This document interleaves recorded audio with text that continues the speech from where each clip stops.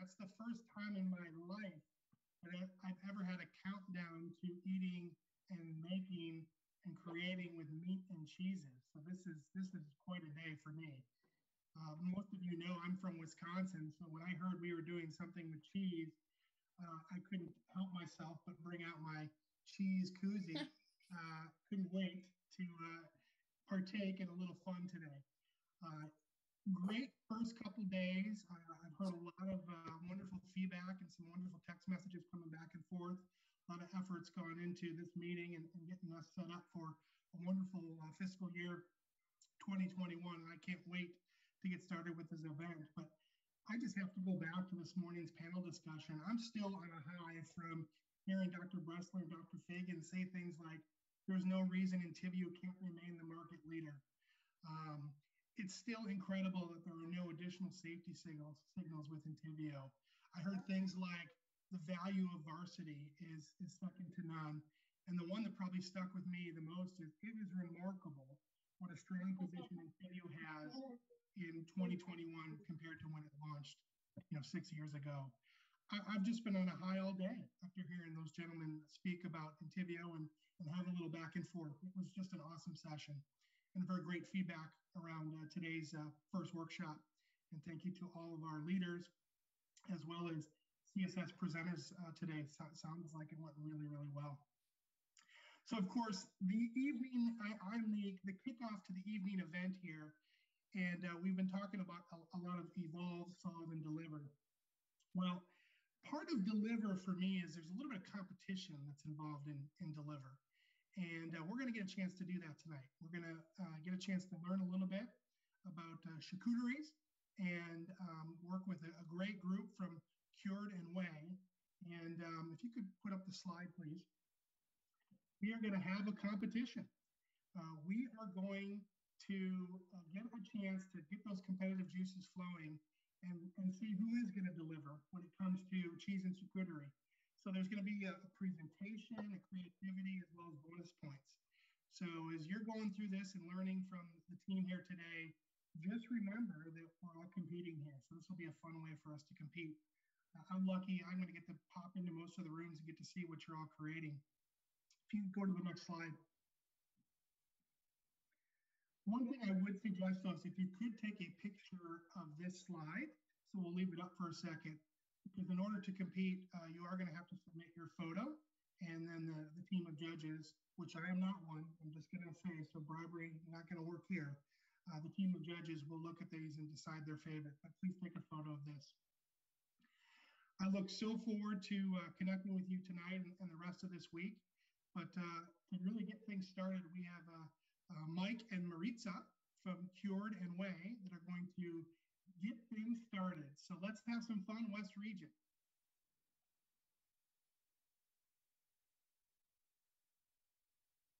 We chose some incredible cheeses for you, and so I would encourage you to drink definitely some beer, some wine, some tea. Absolutely. Some tea. And yes, tea and cheese is one of the new pairings lately coming up. More and more people are asking for it.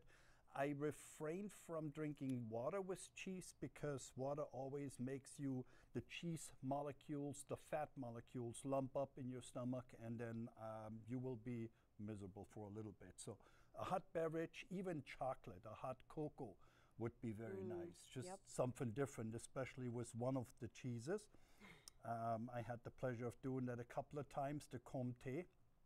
But we have a cheddar, we have 2 Alpine-style cheeses, and we have a mixed milk Gouda style.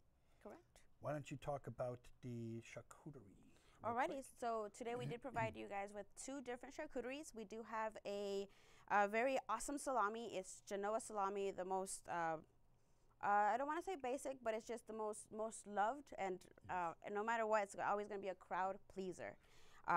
It is very, very tasty. A little bit of pepper notes come through. Definitely a lot of salt.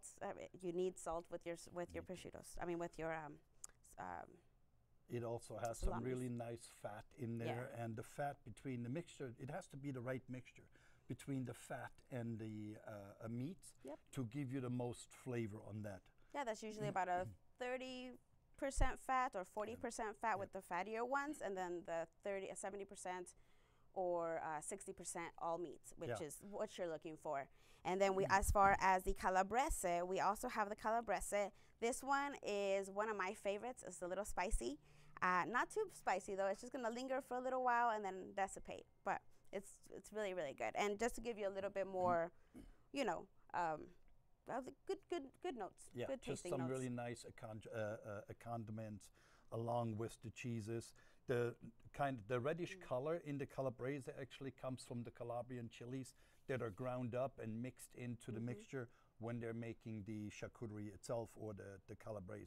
Yeah. So there's a little bit of an introduction to, you know, what we're going to be tasting and enjoying later on today, and hopefully winning. Somebody's going to be winning something. I'm not sure what, but somebody's going to be winning. So please make sure that you guys, you know, go with us. We're going to be building our boards, and then at the end, take a picture. Don't eat too much of your cheese, so you still have a little bit left over for at least a small little picture. Maybe you just take it off to the side if you didn't have that much left over. But I'm Maritza. I have been living here in Las Vegas for approximately 10 years, probably a little bit longer actually. But been cooking. I'm culinary trained. Went to Le Cordon Bleu, moved out here for a little while, and then just kind of stuck. I came out here for 3 years. My goal was, but then, you know, kept on coming, kept on staying, and here I am. And along with that, I was actually introduced to Mr. Michael here, who has been here much longer than me, and he is a wonderful, wonderful human being. Well, thank you very much. I can say the same. I'm Michael Stamm. I'm the founder of MGP Specialty Food and then also Cured & Whey. Cured & Whey, I was a former chef actually for 24 years, born and raised in Germany. Came over here for the Olympics in Los Angeles in 1984, and I'm a little late going back home. So I moved to Las Vegas in '86. Been here ever since. My last hotel was actually Treasure Island. I opened Mirage. I worked at the Desert Inn. I helped with opening of Bellagio. I opened the Monte Carlo. And then finally, in '99, I had 2 young kids at home. I needed to get out of the kitchen, and I started with $5,000 and a couple of credit cards, my distribution business, where a lot of people were kind of, what are you, stupid? What are you doing? You have no experience, but I have the passion for food. And that's what it's all about. Have fun with the cheese and charcuterie. There's so many great cheeses. Go to your local cheese shop when you go shopping and have them guide you through it. We opened up Cured & Whey 5 years ago because so many chefs sent me their family members, their friends, tourists out of town coming to my distribution and wanted cheese and charcuterie boards. They wanted sliced meats, sliced cheeses, diced cheeses. So finally we opened up Cured & Whey, and it's been expanding quite a bit. We have an incredible team. I'm very fortunate that I said people come into my life to do this incredible journey. Yep. Maritza is one of those. I have Janelle. We have a full-time cheesemonger and several cheesemongers in training with us, so they can all guide you through it. And every one of them has that passion. For me, as European, you come as a stranger and you leave as a friend, and that's exactly what my team. Exactly what my team is portraying to everybody, and they're just smiling all the time. So I'm very fortunate. But without further ado, oh yes, please, let's build a cheese and charcuterie board, have fun with it, and just cheese and charcuterie is one of those things that needs to be shared with friends and family. And what's better than sitting around enjoying a beverage or two with cheese and charcuterie, and some incredible accoutrements along with it. So, all right, so we will get ready. Our first cheese that we're going to be presenting today is going to be the Sea Hive. This actually comes out of Utah, Salt Lake, Ogden area. Go ahead. I'm going to go ahead and just. So whenever we decide to cut cheese, especially if we're going to be sharing, because we don't want to just eat this all by ourselves, you always want to make sure that we include a section of the cheese that has the center, which is your paste, and then a part of the rind as well. That way you get a little bit of the full experience of what the cheese is all about. The exterior is going to have, for this one here, it is rubbed with honey and sea salt. So red mint sea salt. Red mint, yes. So you will be getting a lot more flavor from the actual rind, and then it's going to creep into the center paste. So what you always want to do is make sure that you have a big enough piece so you can still, have a good, nice bite, but not too small to where it's going to be crumbling and be too small on the board, or even make it hard for somebody to pick up off the board. So with this one here, what I'm going to do to make sure that I include some of the inside and the exterior, I'm going to actually cut it right down the center, and then that way I get a nicer, bigger chunk when I start to kind of break it down a little bit. But I have my rind and then the interior here. So I'm just going to make a nice matchstick. What's kind of interesting on this particular cheese, Sea Hive is produced by Beehive in Utah. And Pat and his brother Tim doing a phenomenal job on these.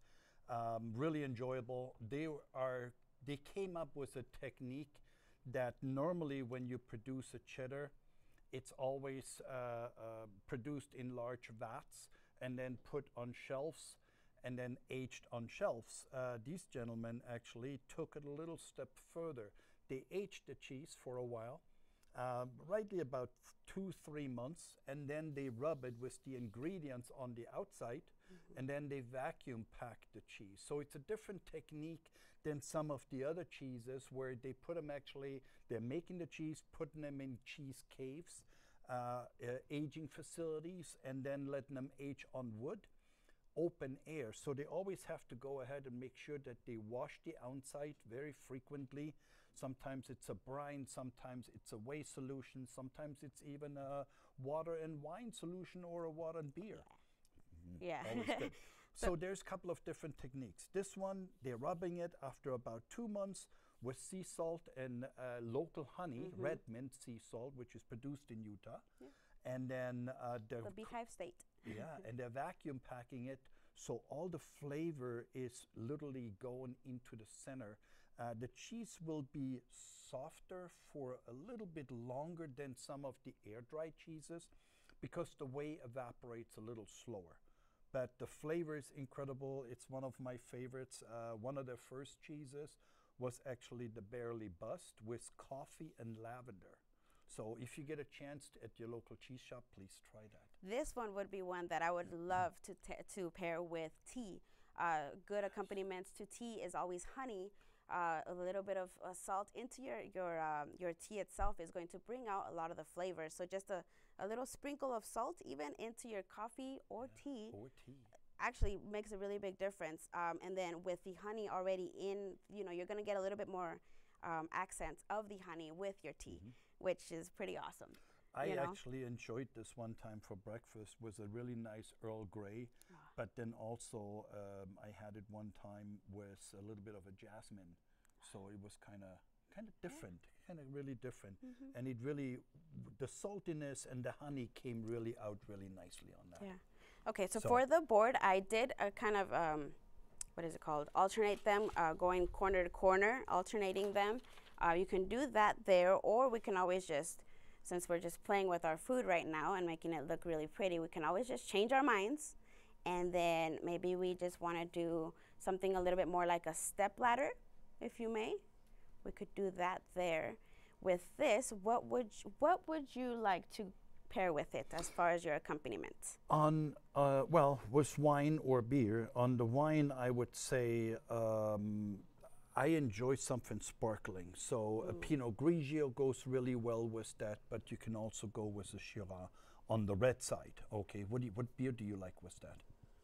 With this, because it is a cheddar, I would go with an easy Pilsner. Easy Pilsner, easy to drink, easy. You're not going to take away too much from the cheese. You're not going to take away too much from the cheese or beer itself. I think they will complement each other very well. Yeah, I think that would be kind of neat. You also, this cheese has an incredible melting characteristic. So if you want to shave it or just slice it really thin with a potato peeler and then put it on a sandwich and melt that on a panini. It's really nice with some, actually with the calabrese, because the saltiness, the honey, and the spiciness of the Calabrian chilies. Okay, it is just kind of interesting. So you talk about food, you kind of get, your mouth starts to salivate. So once your mouth starts to salivate, you kind of have an idea of what you want to pair with things. So you mentioned Calabrian chilies, so you want to have a little bit more spice here because it might be a little bland for your taste, maybe, or maybe you're just not getting enough of the flavors that you are maybe wanting. Maybe you like stronger flavors. And you also mentioned honey. Yes. So please, I would definitely recommend the honey. Yes. I let you go ahead. Okay, and so we'll put that on there. So here we do have honeycomb and honey. We do have it on the comb itself, which is a very nice, very much a different texture, and I mean it's the beehive and honey. This actually, and I hate to say this, it's not local honey from Utah. No. This one is actually California wildflower, where the beekeeper takes the hives and puts them all the way up and down the Sierra Nevada, and even down in the Alpine region by San Diego, to go ahead and collect the honey over there from his bees. So right now, what I am doing with the calabrese, I am simply folding it onto each other, or folding it onto itself. I apologize. You can either do that. Let me see. This one's a little bit thin. You can just simply fold it onto itself, and then just place it. Yeah, just like little lingerie there. Yeah.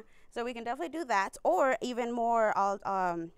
Another alternative, you can always just roll it up and then make a little stack.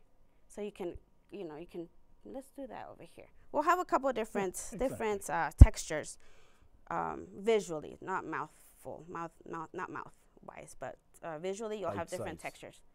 So yeah, so we can do these, just rolling it up. Make sure that when you put a cheese and charcuterie board together, that it's easy for the utensils or for somebody to pick it up. So you want to go ahead and be able to grab it and just lift it up. Yep. Yeah, you definitely almost don't want to fold it into each other, because then you might only want one piece, but you'll end up getting all of it, and then you'll look like you're very hungry, and you're not sharing. But we're all friends here. We all like to share. Absolutely. Right? And you can even go with a nice marmalade. You can use a mostarda, a fruit mostarda, watermelon mostarda goes really well with these items, with cheese and charcuterie boards in general. But the honey and this is a good pairing. Okay, perfect. Okay. All right, so let's move on. Let's talk about the Comté. The Comté is a typical French style, Alpine style cheese, produced in the Comté region, north of Switzerland. It's the Jura, the French Jura. And that's where they're producing it. There's 158 cheese aging facilities that are aging the cheese. So once the cheese is made, and it's a co-production, it's a co-op. There's for each co-op, there's about 20 to 30 producers that produce the milk for the Comté. It's an AOC cheese, so Appellation Origine Contrôlée. The milk is collected from farmers within 16 miles of the cheese making facility. And just to give you an idea, for every pound of cheese that you have, you need 10 pounds of milk. So that's a quart is one pound of milk. So to make these cheese, because they normally come in 80-pound wheels by the time we're getting them, so when this cheese is made, it's actually about 100 to 110 pounds of milk and of weight. So we're talking about 400 pounds of milk, 400 liters or pints of milk to make this 80-pound wheel. I love the story of Comté because it takes a whole village to make a single wheel of Comté. Yes, exactly. I love it. And it's only allowed for the milk is only produced within the Comté region. A little bit further to the west, they have the Beaufort region, and it's pretty much the same concept. They produce the milk within a certain mileage to get the milk on a fairly quick rotation into the creamery where Very they then fresh. produce the cheeses, and then it stays right there for about 30 days, and then it goes into an aging facility, Correct. which is called affinage. So this cheese, why don't you hold Yeah. it up real quick? Let's go ahead and. It's a natural rind, and I would not recommend, of course, to go ahead and eat the paper. So yeah, so there is a little bit of paper. You will actually get the label, but if you flip it around, there shouldn't be much of, well, there shouldn't be much of the label. If there is, just kind of scrape that away. But it is a natural rind here, so that is totally up to you if you would like to enjoy it, Yes. eat it. You can maybe have a piece with it, have a piece without it, and then determine if you would like to eat it. Yeah, absolutely. And when you try the cheese from the center to the rind, you will definitely go ahead and get a very interesting, because the cheese ages from the outside to the center. So it's really interesting in the center it's more soft, in the outside it's a little bit more pungent because of the wash rind. Correct. But that's what makes this cheese so incredible. The cheese is only produced from cows that eat the fresh grasses. So usually it is produced between April, May, all the way into October till we have the first snow. And then after that, it's pretty much going into hay, and they're producing the hay from the same fields where the cows graze on it. So it's really kind of beautiful cheese. All right, so let's go ahead and cut into this little bad boy. All right, so I'm actually going to do the exact same thing that I did with the Sea Hive, just because it is a little bit of a longer piece, and I don't necessarily want one person to get that big of a cheese, or myself, because I want to make sure I have more. I want to have more pieces. That way, I feel like I'm eating more, but less, but yes, but more. I don't know. And I will actually just cut it a little bit. I might, you know what? No, cut it in smaller strips and then stack it. All right, we're gonna do that. Smaller strips. Yeah, just about. Well, what do you think? yeah, just right. Yeah, go ahead. All right, right here. there. Right there. All right, perfect. We'll Perfect. just go right there. And then you just stack it. Oh, so you see, okay, so I just cut into it, and I did not remove the paper that I told you guys to remove. My bad. Go ahead and remove this. That is garbage, or you can save it for later. So you know when you go to a cheese shop and you know exactly which one you need. But okay, so I'm just gonna go ahead and cut this, and then I am going to place it on the cutting board with, on the board. Sorry, I will place it with the rind up. That way you can see it, and it's a little bit more of a, I don't know, what do you think? It's just more presentable. Or you can always just flip it around so you don't see the rind, and it's a surprise. Turn it around this way. Here we go. All right. Actually, how about if we do, let's kind of do a little circle instead of going around. Yeah. We're kind of gonna go like this a little bit. See what happens. And the board's gonna change. Whenever we're building a board, sometimes we start with one idea and then it evolves, and sometimes we even destroy it and start all over. Just depends on what we would like. It happens quite frequently. So, okay. With that cheese, I enjoy always definitely some fruit, fresh fruit. I love grapes. I love strawberries with that. You can also go into dried fruit, apricots, figs when they're in season, or when they're dried. You can even go something as simple as some craisins. Do golden raisins and cranberries or craisins, and just enjoy that. I think it's really interesting for me. It's always interesting to see how, when you take a bite of the cheese and you take a grape or a nut, how this changes the flavor of the cheese. So it's always interesting. So since you mentioned something sweet, I'm gonna go ahead. We do have some candied sour cherries here, so I am gonna put it right in the center where I made that little hole. See, I just broke it apart, but no worries. Cheese is always stackable. I mean, we can always fix it. It's not done until it's done, and everybody has eaten all of it. That's when it's done. Really. Alrighty. So we'll do that. And then you said some fresh fruits. I would go ahead, definitely take some of the blackberries, the raspberries, and maybe even a little bit of the grapes. All right, so let's do, I'm going to take, let's see. No, I don't want to cut that, because I'm just going to make a mess. Here we go. All right, so let's take a strawberry there and a couple blackberries. And then a little stack of grapes. I think that'd be Grapes really is nice. always something. It's really convenient to have with cheese. It's nice, it's refreshing. I like to go ahead and when I make a cheese fondue to take grapes and strawberries and even sometimes berries or fresh pear and just dip them right into the cheeses and into the fondue instead of just always eating bread with it. So that's kind of neat. Comté is, of course, one of those cheeses. It's a typical Alpine style cheese or a Gruyere style cheese. So Gruyere is, of course, the Valley of Gruyere in Switzerland and the Comté from the Comté region. But you can't call a Comté a Gruyere and a Gruyere a Comté. We call them Alpine style cheeses. Yes, they're in the same family. They're both made within a copper vat where they heat up the milk, they add the starter items to it, the rennet and all that, and then they bring the milk up to temperature and you will see the milk coagulate. That means it thickens and the whey separates and the solids bind themselves together. So we'll come back to the, okay, so the next cheese that we're actually going to be presenting will be the Calderwood. This is going to be another Alpine style cheese. But same thing, it'll be just really, really similar. Very different in how they finish it on this one.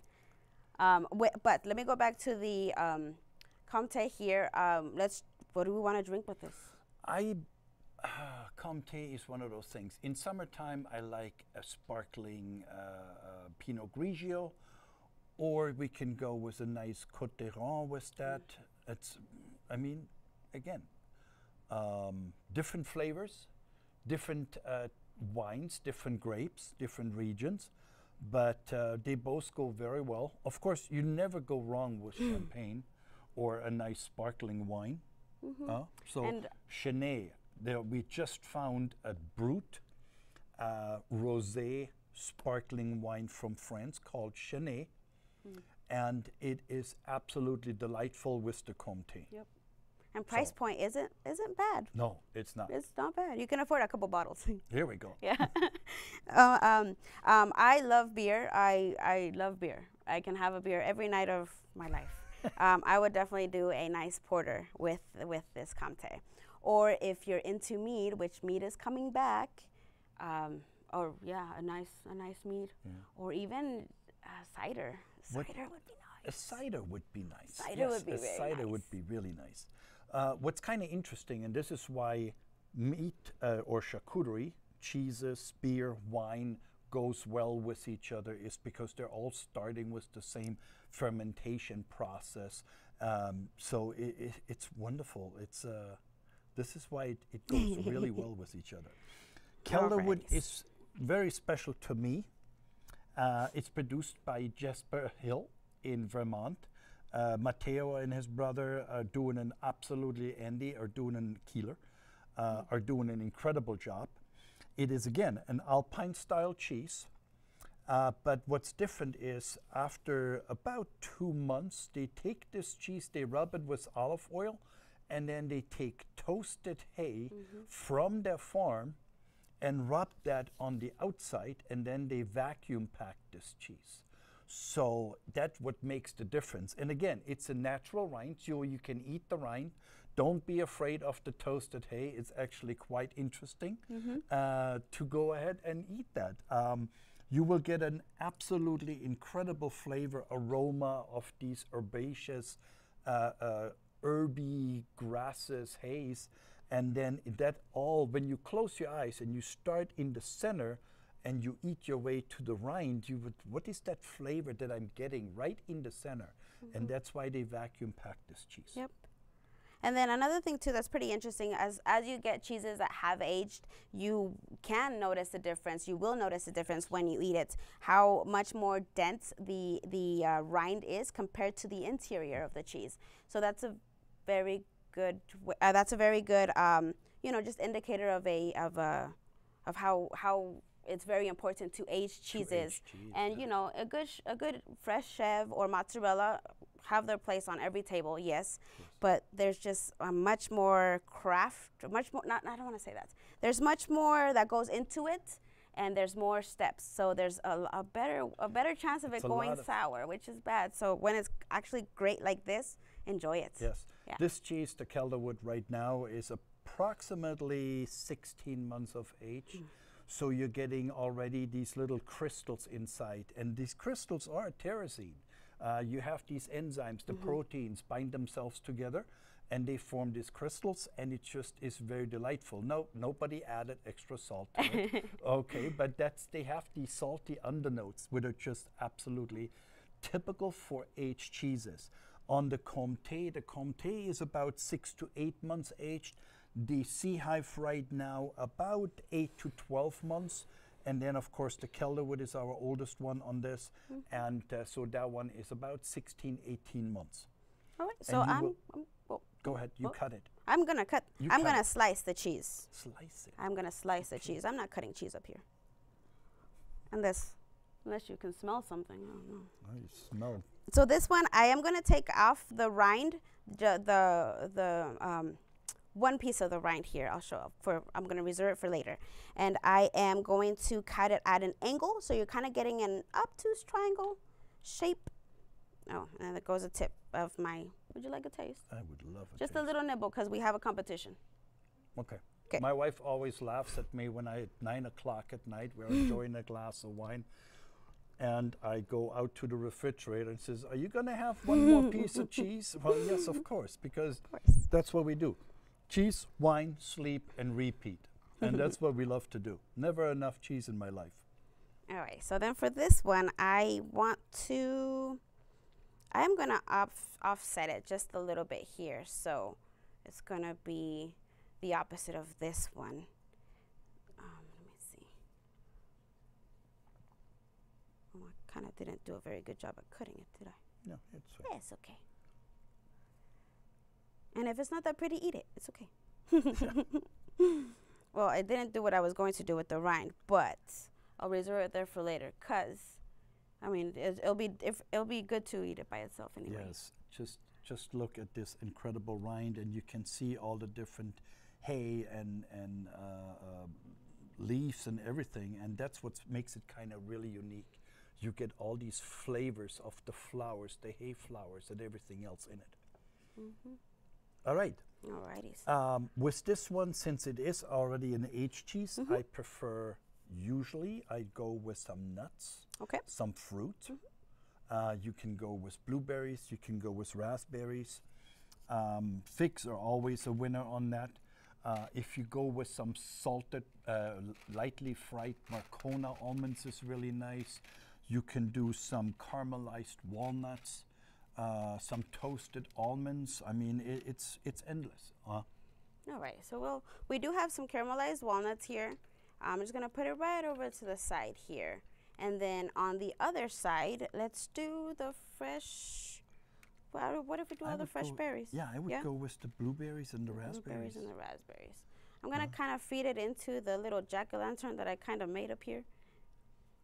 There we go. It's not Halloween, but it'll still look good at the end of the day. Absolutely. And then we're going to lay some crackers around. On the crackers, you can make some, you can buy some incredible crackers. There is 34 degree. They have some pepper crackers. They have one with Parmesan.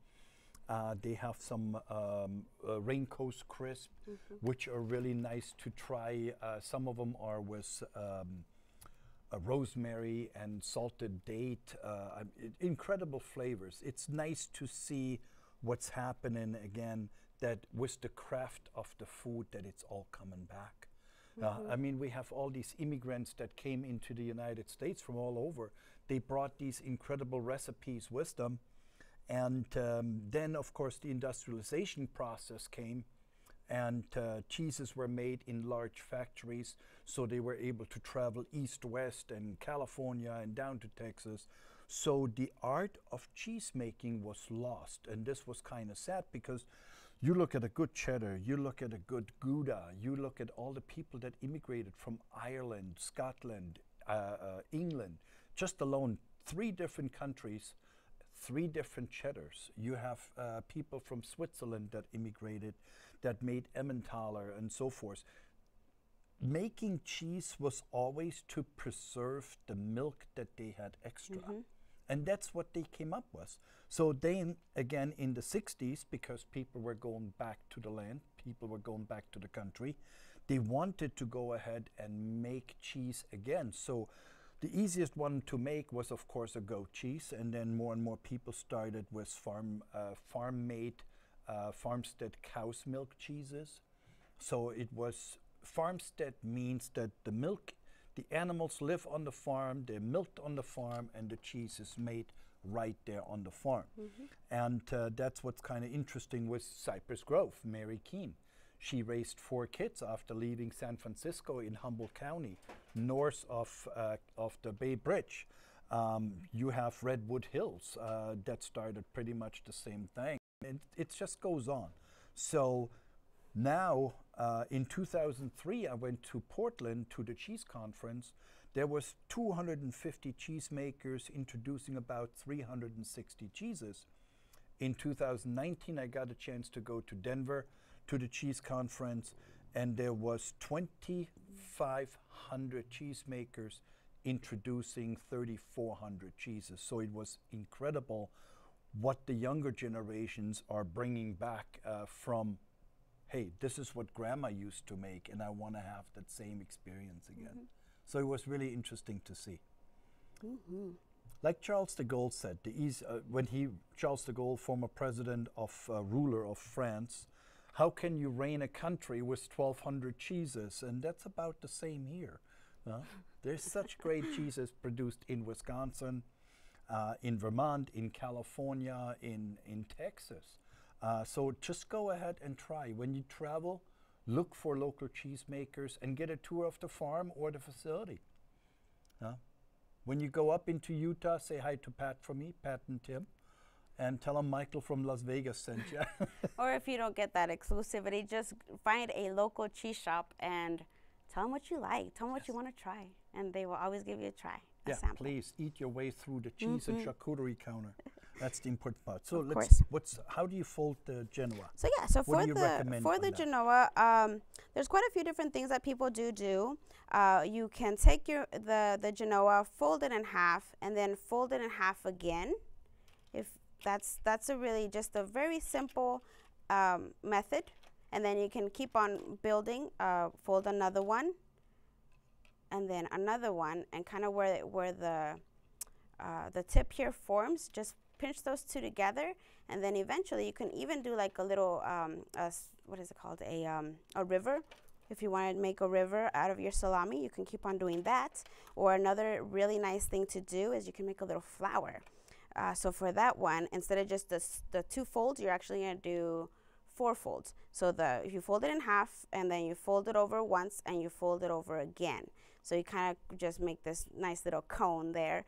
You keep on making those, and then just kind of where the tip is, just where the push it tip is, together. just fold it together, fold it down so it stays put, until you get the rest on there. So you keep on folding, and then you'll put one down, and then just keep on following it till you make your first base, and then you'll just put some more on top, or put the next one on top.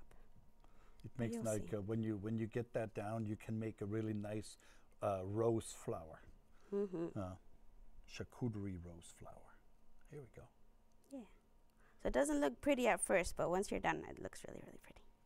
And of course, with the cheese and charcuterie, always cornichons go really well with charcuterie.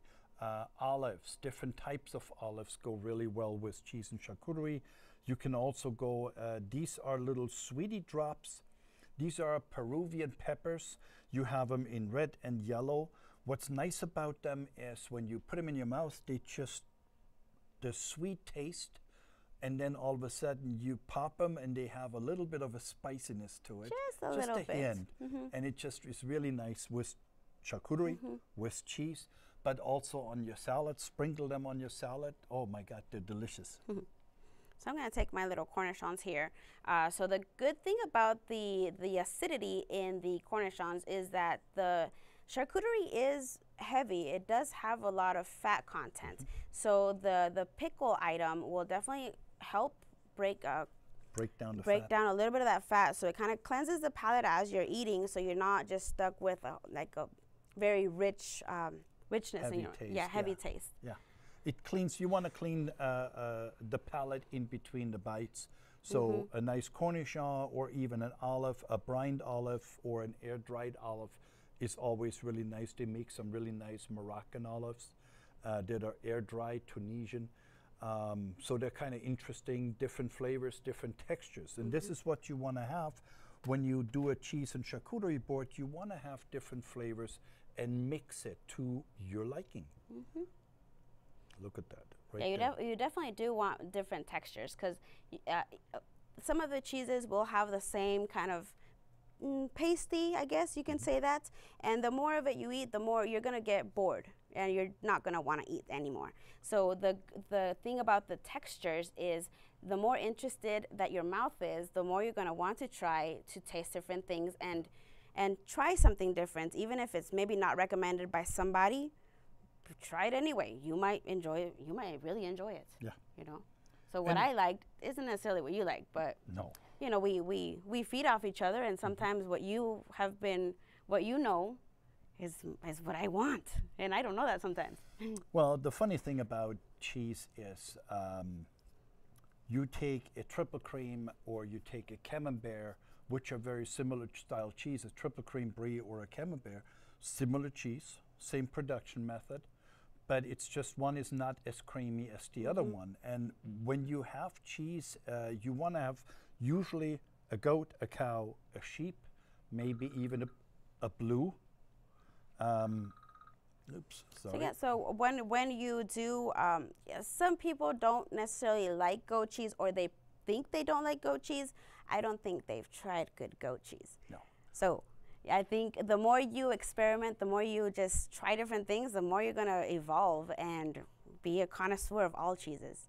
So the more you try, the better. Yes, So, yeah. absolutely. And if you are offended by fresh goat cheeses, then I would go ahead and use aged goat cheeses. Use honey with the goat cheese. That will mellow out the strong cheeses. Goat cheeses are kind of really interesting with you. Like I said, if you go into a fresh one, the same with sheep's milk. Goat and sheep have a lot of fat. On the goat, you have a little bit more barnyard with it. So it can be overpowering. So try a aged goat Gouda or a goat cheddar, and it just makes it really nice. Or it's the stinkier the better. Yes, wash rinds. Yeah. Absolutely a wash rind. So on the last cheese, that is actually a beautiful cheese produced in upstate New York. It's a co-production between Old Chatham, which is a sheep's milk producer, First Light, which is a goat's milk producer, and Old Chatham, when they're producing the Hudson Valley Camembert or the Nancy's Camembert, they always mix it. In order to get the creaminess to make a Camembert, you need some cow's milk in there. And so it's a 60-40, 60% sheep, 40% cow's milk. And this one actually is 3 milks, so cow, goat, and sheep. And that's what's kind of interesting on this cheese. It's a Gouda. It's aged about 12 months. So it really has a really nice flavor. Really you good pick complexity. up on the sheep, you pick up on the goat, but you also pick up on the creaminess of the cow's milk. Yep.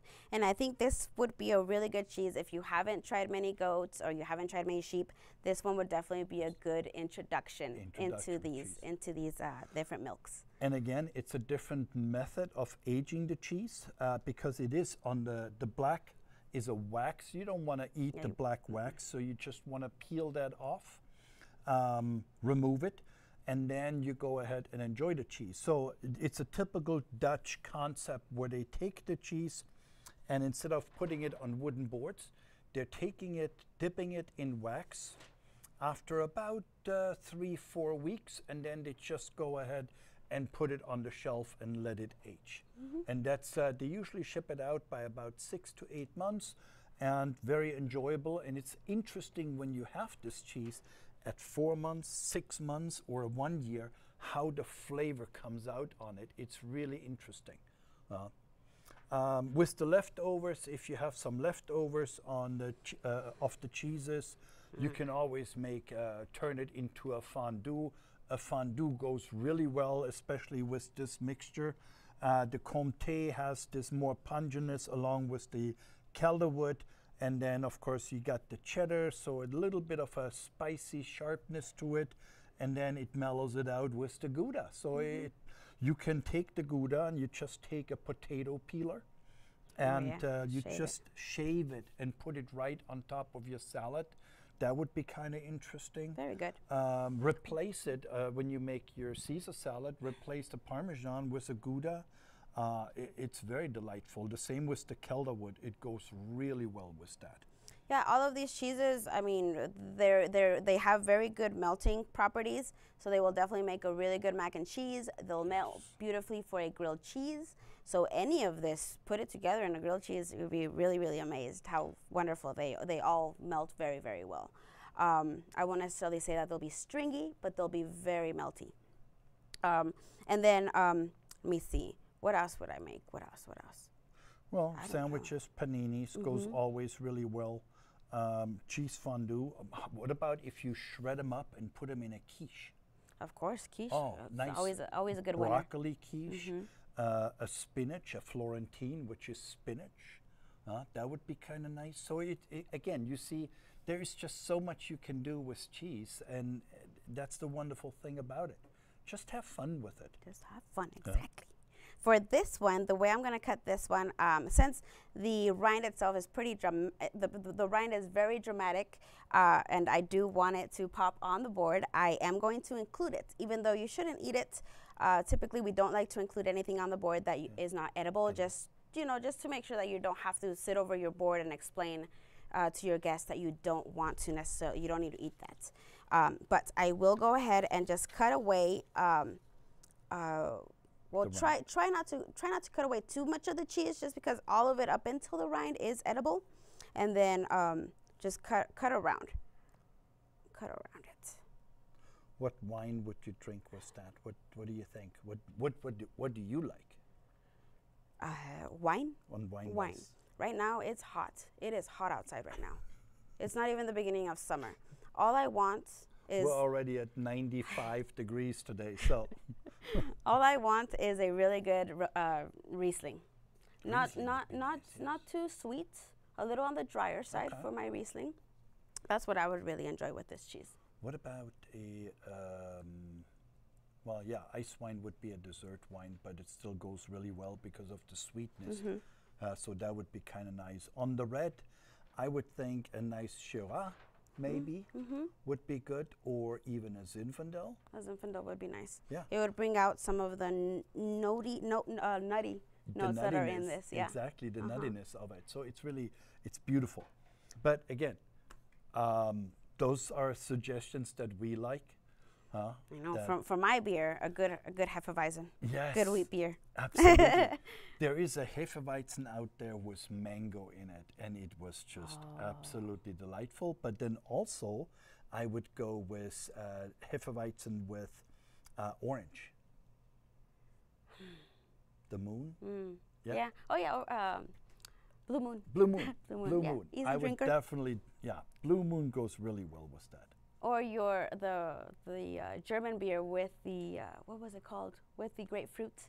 Oh, the yes. Berghoff grapefruit. Really Berghoff good if you can find it at your local. Yeah. Berghoff makes a Hefeweizen with grapefruit that is just absolutely, very enjoyable. So for this cheese, I'm going to go ahead and put down the rind, and I am just going to crumble this cheese. It'll be, just. Big enough pieces so everybody can still grab some, but not too small to where it just ends up being a waste on the board and nobody really grabs it because it looks too small and not too presentable. Nice so I am pulling it apart with my hands just because it is at room temperature. But if you wanted to, if it was a little bit too hard, you could definitely take your knife and just put the tip of the knife in and break apart. Yep. And I always would recommend to take your cheese and charcuterie board out about 30 minutes prior before enjoying it, so the cheese comes to cheese and charcuterie come to room temperature, because that way the whole flavors will evolve on it and it makes it really nice. Yeah, you definitely do want to enjoy your cheese and charcuterie at room temperature. It will bring out a lot of the flavors. And then you do not want to eat it cold, because then a lot of the time you won't get the true essence of the cheese. Like, for example, with the Sea Hive, you would not be able to get the essence of the honey, because the honey is very light. It's just a nice hint to it. On the fatty cheeses, a brie, a camembert, again, it's just your creativity that goes. So right now I do have just a couple more accompaniments. I am placing my apricots right now, kind of where the board needs a little bit of color, because in all honesty, everybody's gonna grab a little bit of something and then eat. So if you have a couple accompaniments left over, just place them where the color is needed for eye appeal. And then definitely I would go ahead, and the way I enjoy cheese is I always go ahead and smell it first, and you will see, take two pieces, take a piece of the Comté, take a piece of the Calderwood, so you have an Alpine style cheese, but you have two different flavors and aromas on it. So you get a lot of nuttiness, a lot of hay, a lot of barnyardy to it, but not overpowering. And then of course when you nibble on it, take a small piece, mush it up, and let the mouth warm up the cheese even more. And then when you inhale, you get right back here an incredible flavor of all the different cheeses. And then of course I would do the same thing on the rind, because I love cheese, so I go with the rind. Oh yeah. Yeah, so here we do have it at room temperature. If you ever do go to the cheese shop, which you need to go to a cheese shop, if you get a piece of cheese, more than likely it's going to be in the refrigeration, since all cheese must be under refrigeration. You get a little piece of cheese, and if it's still too cold, put it between your hand and just warm it up slightly. Just warm it up a couple seconds, and then go ahead and do your tasting. Definitely. Whenever you do go to a cheese shop, remember that tastings are awesome, but they're not lunch. You know, but yeah, make sure you get a couple of different tastings of a lot of different cheeses. And then tell your cheesemonger what you like. And another thing too, we didn't mention this actually, how to store cheese. Store cheese, yes, absolutely. I would avoid using a parchment paper. Excuse me, I would avoid using a plastic wrap. Use a parchment paper, a butcher paper, something like that. That definitely, don't be afraid of mold on it, and mold is always good, but just when it comes on the cheeses, just cut it off, especially on the hard cheeses.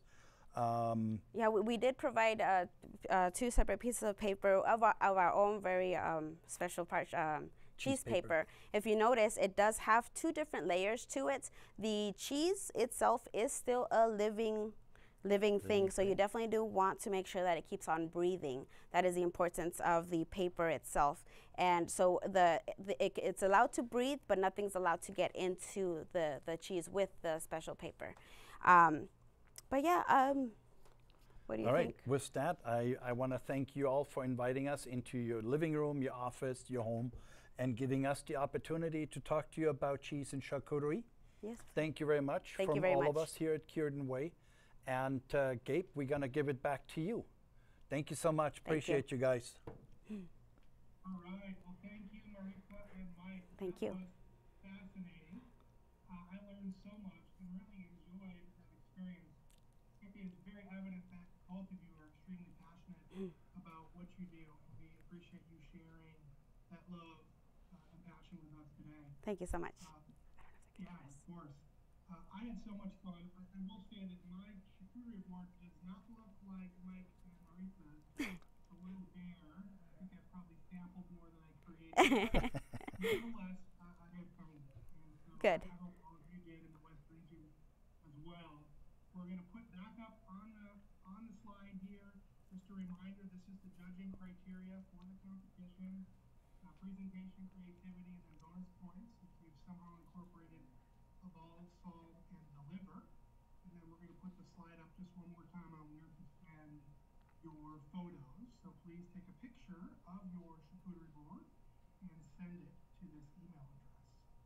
And now, while we all had fun creating, and I know like messages were going back and forth, we're going to break into our districts. And so in a minute here, it's going to pop up on the screen, and you'll get to join your district and have a little fun.